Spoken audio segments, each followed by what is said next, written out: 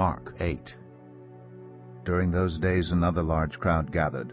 Since they had nothing to eat, Jesus called his disciples to him and said, I have compassion for these people. They have already been with me 3 days and have nothing to eat. If I send them home hungry, they will collapse on the way, because some of them have come a long distance. His disciples answered, But where in this remote place can anyone get enough bread to feed them? How many loaves do you have? Jesus asked. 7, they replied. He told the crowd to sit down on the ground. When he had taken the 7 loaves and given thanks, he broke them and gave them to his disciples to distribute to the people, and they did so. They had a few small fish as well. He gave thanks for them also and told the disciples to distribute them. The people ate and were satisfied. Afterward the disciples picked up 7 basketfuls of broken pieces that were left over. About 4,000 were present. After he had sent them away, he got into the boat with his disciples and went to the region of Dalmanutha. The Pharisees came and began to question Jesus. To test him, they asked him for a sign from heaven. He sighed deeply and said, Why does this generation ask for a sign?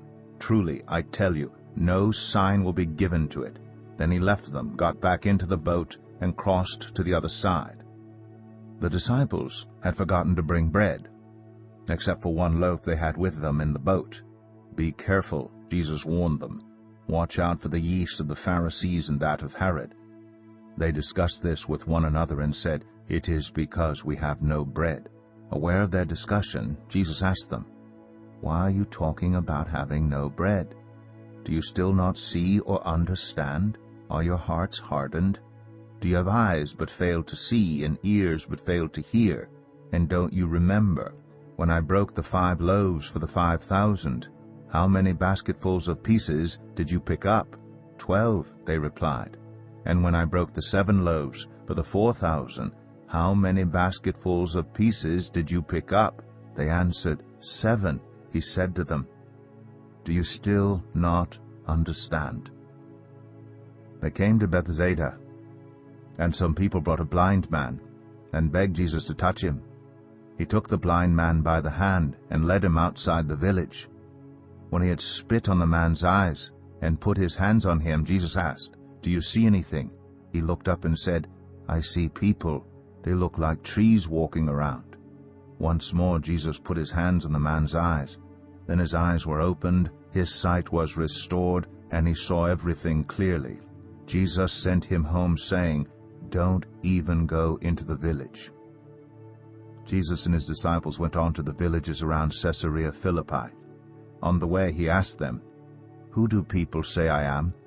They replied, Some say John the Baptist, others say Elijah, and still others, one of the prophets. What about you? He asked. Who do you say I am?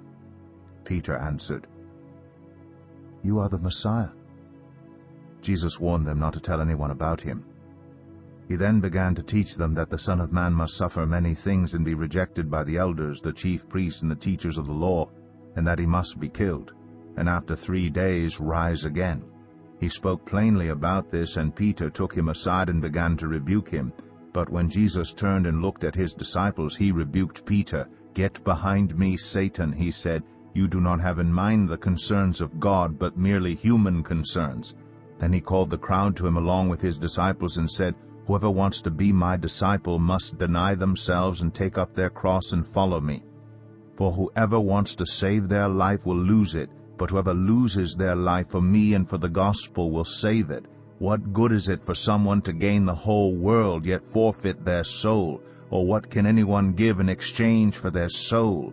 If anyone is ashamed of me and my words in this adulterous and sinful generation, the Son of Man will be ashamed of them when he comes in his Father's glory with the holy angels.